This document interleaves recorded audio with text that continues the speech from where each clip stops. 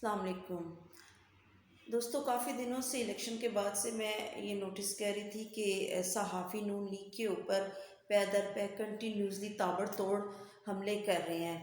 مہر بخاری ہے یا اقرار الحسن، منصور ہے یا حامد میر، ان سب کو مجھے نہیں سمجھ آتی کہ یہ کون سی طاقتیں ان کے پیچھے ہیں، کون سے ہاتھوں میں یہ کھلونا بنے ہوئے ہیں، کون ان پہ پیسہ پھینک رہا ہے کہ یہ نون لیگ کو اپنے نشانے پہ رکھے ہوئے ہیں۔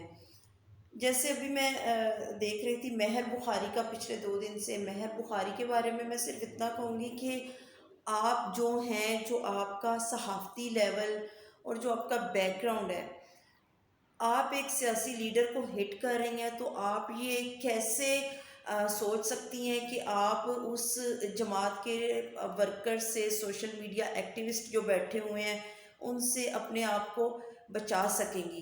سوشل میڈیا کا دور ہے، یہاں پہ آواز جلدی اٹھائی جاتی ہے، لوگ ایکٹیوسٹ جلدی بولتے ہیں۔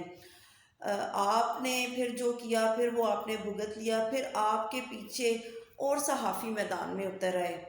اقرار کی بات کروں تو اقرار الحسن کا کیا ہے کہ پرائی شادی میں عبداللہ دیوانہ، ہر جگہ خوار ہونا ان کا وتیرہ بن چکا ہے۔ وہ جب تک اپنے آپ کو ذلیل نہ کرائیں، اپنی 3 4 بیویوں کے اوپر باتیں نہ سن لیں، ان کا کھانا ہضم نہیں ہوتا۔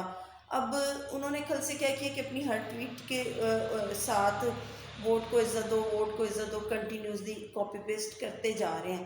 تو اقرار کو میں نے صرف اتنا کہنا ہے کہ اقرار اس وقت مجھے ایسے لگ رہے ہیں ایک لو لیول، میں اگزامپل دینے لگی ہوں، بٹ اقرار مجھے ایسے لگ رہے ہیں جیسے ایک سہولت کار، جس کو عام زبان میں دلال کہتے ہیں، یا سہولت کار کے علاوہ عزت دارانہ لفظ اس کے لیے ایک مڈل مین ہوتا ہے، بٹ یہ ساروں کا کام ایک ہی ہے۔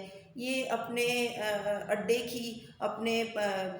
اڈے کی سیڑھیوں پہ بیٹھ جاتے ہیں اور اپنے جو ان کا مٹیریل ہوتا ہے، جو مال ہوتا ہے، اس کی پبلسٹی کے لیے، اس کی تشہیر کے لیے ایک ہی جملہ رٹا رٹایا آوازیں لگا لگا کے گاہکوں کو بلاتے رہتے ہیں۔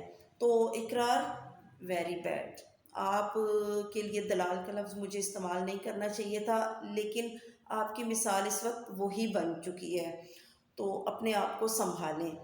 اس کے بعد میں بخاری اقرار کے بعد آپ دیکھیں حامد میر کو۔ حامد میر کی تعریف تو میں کر ہی نہیں سکتی، ان کی تعریف تو میں کہتی ہوں بس ہے۔ حامد میر نے اپنے آپ کو اتنا گرا لیا کہ نہ ہی ان کو کوئی اٹھا سکتا ہے اور نہ وہ خود اب اٹھ سکتے ہیں۔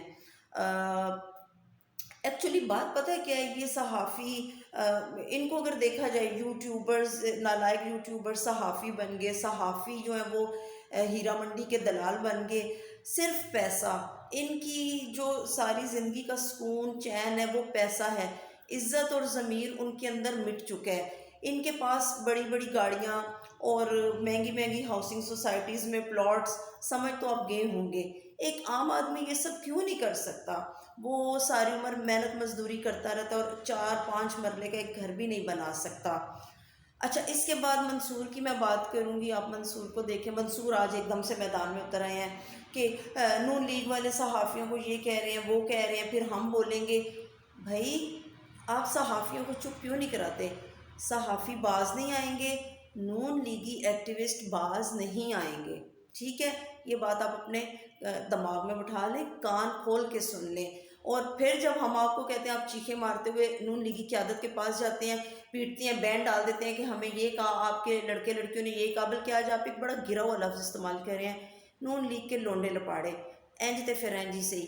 آپ جب ہمیں 3rd کلاس لفظ استعمال کریں گے، ہم آپ کو 3rd کلاس طریقے سے نا شٹ اپ کال دیں گے۔ برائے مہربانی صحافی اپنی عزت میں رہیں، ورنہ سوشل میڈیا ایکٹیوسٹ بولیں گے۔ نظریاتی جو ورکر ہوتے ہیں وہ چپ نہیں رہتے۔ شکریہ۔